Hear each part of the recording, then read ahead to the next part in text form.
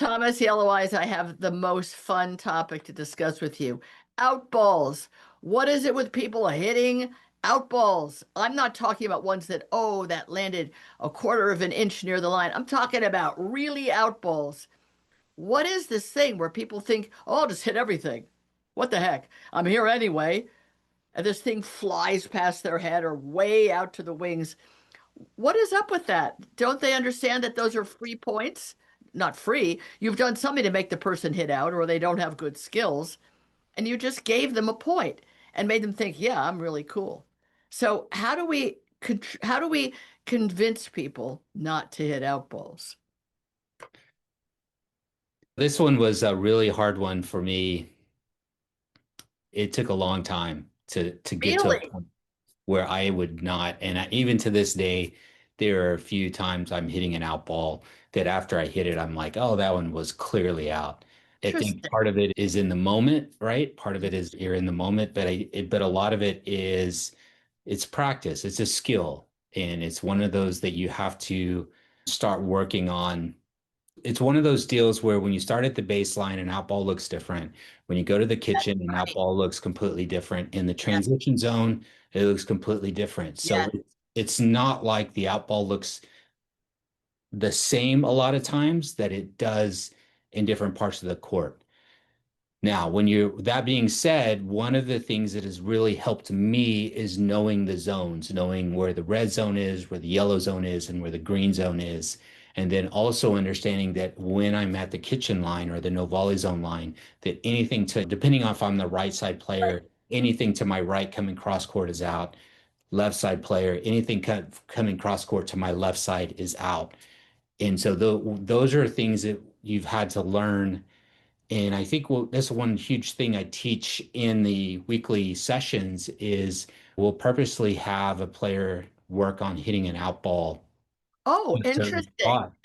Creating an out ball or hitting one that is going out. Every time they get an opportunity, they're going to attack a spot that they know is going to be an out ball. And we're going to start getting players used to seeing what that looks like. Say you've got a player on the opposite side that's on the left, and then they're going to attack the opposing player on the left. So it's cross court, and Right. they're going to hit a ball bounces up. They're going to hit off the bounce cross court to the left side of the player, and we know 98% of the time that ball is out. But what we want to do is we're going to hit it a few times, and they're going to hit it. They're going to try to hit it. And then what we do is we hit it a few times where they can see that it actually is really far out. And then what they do is they start getting used to seeing that ball. And then we move it over. We move it over just enough that now it stays in, and now they can actually see where they should be defending on the court. When the ball goes over here, I only need to be here and here, Right. right?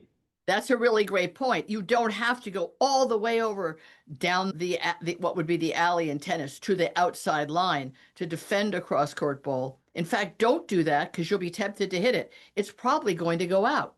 But if you're there, you're like, it's in the moment, as you said, and you're like, I'm here anyway. And then afterwards, your partner says, oh man, that was out. And you're like, oh, like it's a surprise. But it's because the angle that it came at. Now we're talking about when you're up at the kitchen, right?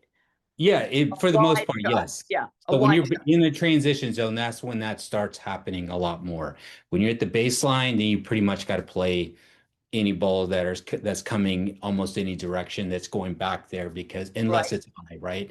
But as Yes. you're getting closer to the kitchen line, those angle shots become more and more likely being out.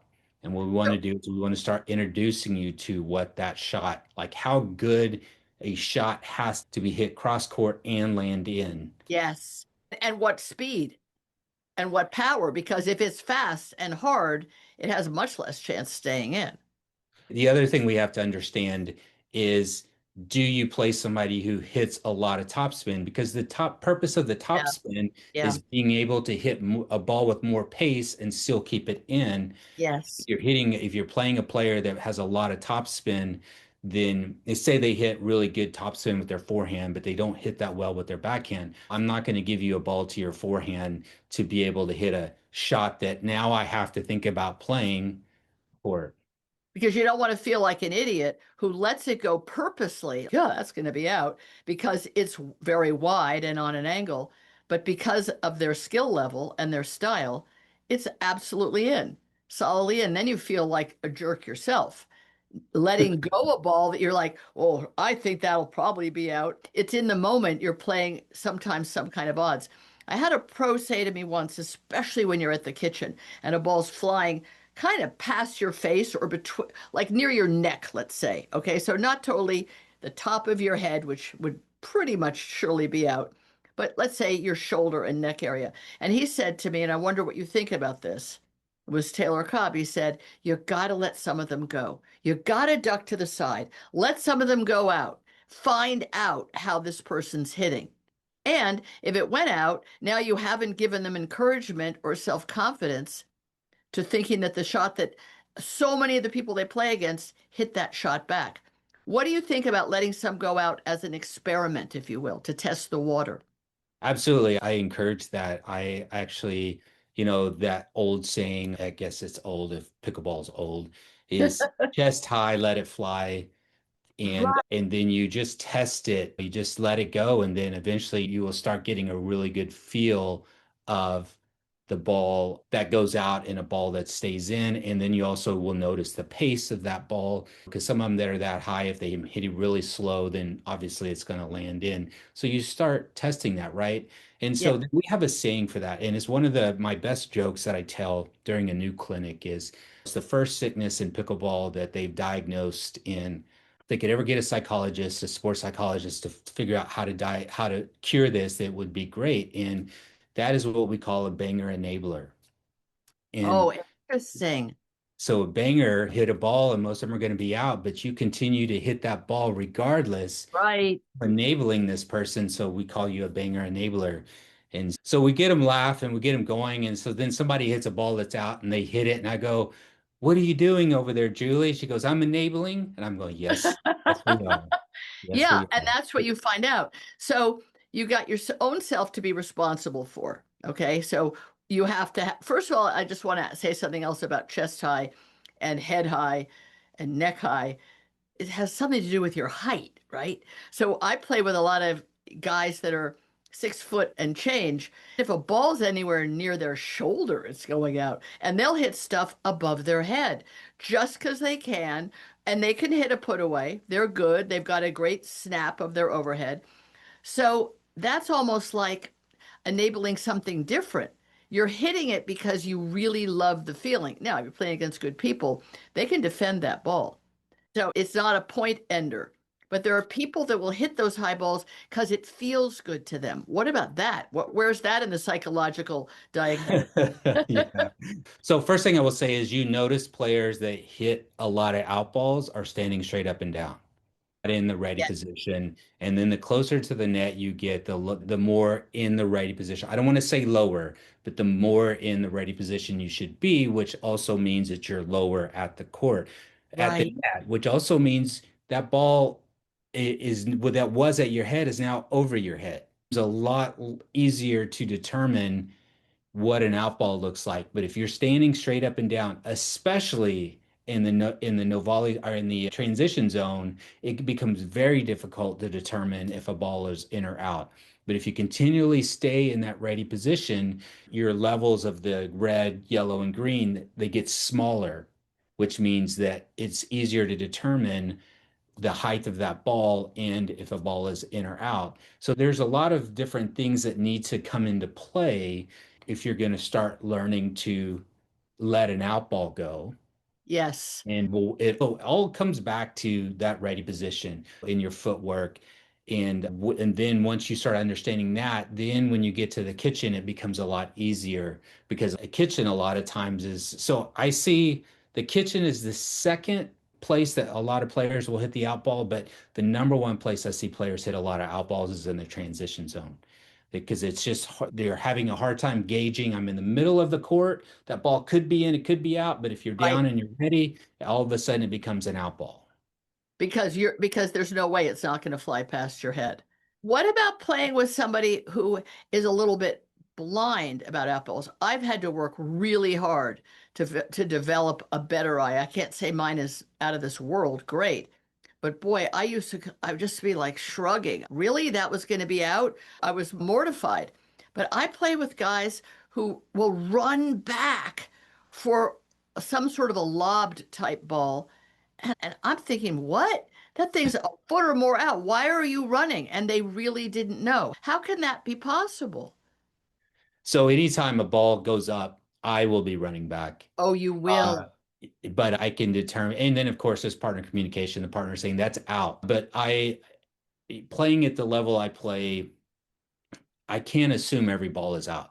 No, you can't. Here's one thing I teach my players is you should always start play the ball. Should always Okay. play the ball. Okay. A lot of times a player misses a ball is because they saw the ball go up and they made the assumption that it was out and they never ran for it. So Right. when the ball lands in, there's no chance of them ever getting it. So there's good practice anyway to just be ready to play the Okay. ball. But you're also going to find that you're in very good position to make that call. Now you're not looking across the court or looking back behind you trying to determine a call when you're really more on top of it and you can see where that ball's landing.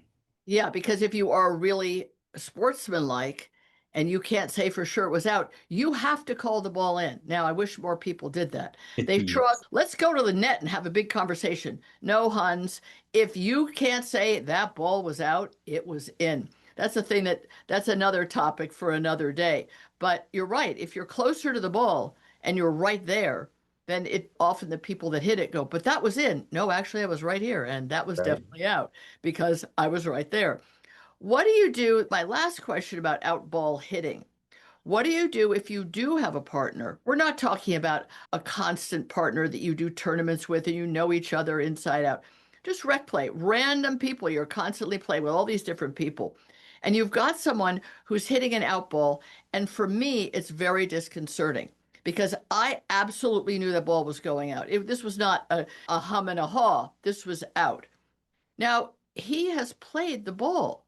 Now, I am not really ready and prepared for what comes back because I thought that was our point. They hit the ball out. What do you do about that? It's really, and then I'm frustrated with the partner. I don't say anything. They hit it because they wanted to or they didn't know any better. But what about me? What about the person who's alongside the out hitter? What do you, how do you deal with that confusion? So I think the big thing to understand from my experience is there's no changes that are going to happen in that game and probably not in that moment in that Right. day even. It's one of those things you're going to have to practice. So I go from yeah, they're going to hit the out ball. So maybe I can give them a Oh, suggestion of, hey, when you hit that out ball, can you just reset it? Can you put it over here? What can you do with this ball that would be more effective? And then after we're going to talk about, hey, listen, that was an out ball, right? And then I get their feedback on why they're hitting it. A lot of people are playing in with their central nervous system. They get in the fight or flight response. yes. And when Yes. that happens, you're not talking anybody out of something. They're Oh, just let, there, no, right? let me be clear. I don't say anything at all Right, because right. back in the day when I still take lessons. I still take clinics. I'm going to pickleball camp soon at the end of the summer because I love to learn and I like to learn in settings that I know I'll get something out of. But early on, when I was being filled, I was like a vessel filled with information. I would think I was doing partners a favor. Oh, yeah, that's X or it's Y. Not you should have done this or you did it wrong. It's just like, oh, yeah, that's really cool. When they do that, we should do that. Nobody liked it, Thomas. Nobody wanted comments. Nobody was interested in what I'd learned. And that's something that in one clinic I was told by the pros, do not go back to rec play and repeat anything you've learned here. Keep it Right. inside. It's your private information. You have to learn how to deal with it all by your lonesome because people don't want to hear. First of all, they're in fight or flight, as you said, or they're amped up. It's just pure adrenaline. And they're really not interested in doing it right in that moment, or maybe ever. It just isn't on their radar. Oh, a better way to do that would have been X. They don't want to, they're not interested in hearing that, especially if you've lost the point. But often, if you've won the point and the ball was out, I'll just say, was that going out? Because I really want to get better at knowing. And they Right. generally say, I don't know. So that's not really helpful. I think we should all identify. Sometimes there'll be a guy who goes, yeah, but I really had a good time because they have put it away. And I'm like, good for you. If you hit an out ball and win the point off it, I guess you can't really gripe. Although the problem is with the people who are hitting out balls, it encourages them to be the Yes. banger slammer. And they play against banger Keeper. slammers who want to hit everything. So they all think they're playing great pickleball, and you just don't see pros hitting out balls. It's the we're enabling the other player, Yes. teaching them that's a great shot. And a lot of those players are that's their endorphin Yes. when they hit that Yes. they hit that ball, right? Yes. And the other thing I understand is a lot of the players when I'm playing in rec play, they're coming from work and they've been sitting behind a desk for Yeah. 8 or 9 hours and they're You're just right. ready to step on the court and hit the ball. It's Yeah. like their free counseling session. Sometimes you just got to let them hit the ball and go, Yeah, okay, you're well, right. this one, we're just going to rack this one up as a win or lose, however it plays out. And eventually you'll find yourself with somebody who's a little more dialed in and it ends up being a good game. But that's what I understand when I get players. They're just going to hit an out ball because they need that endorphin rush because they've been zombie mode for 8 or 9 hours today. That's a really great point. You just have to let people get their yayas out. And if Right. that's how they get them out, they get them out. But if you find you're playing with someone who's hitting out balls, you're not going to help them understand. It's not your job to help them understand that it was out or what to do next time. But you do have to be ready for a ball to come back that you thought point over. But in fact, the point is still on because an out ball got hit. Okay. The short people that are up at the kitchen are in a more ready position than the tall ones because they're already much lower to the net. So they should be better at letting an out ball fly than a taller person or someone standing too erect without their knees bent, right? Absolutely. Okay. Absolutely. All right. So those are the red balls, people. Those are the red ones that you should not hit. Thank you so much, Thomas Yelloweyes. Look forward to talking to you again soon. Outstanding. Thank you.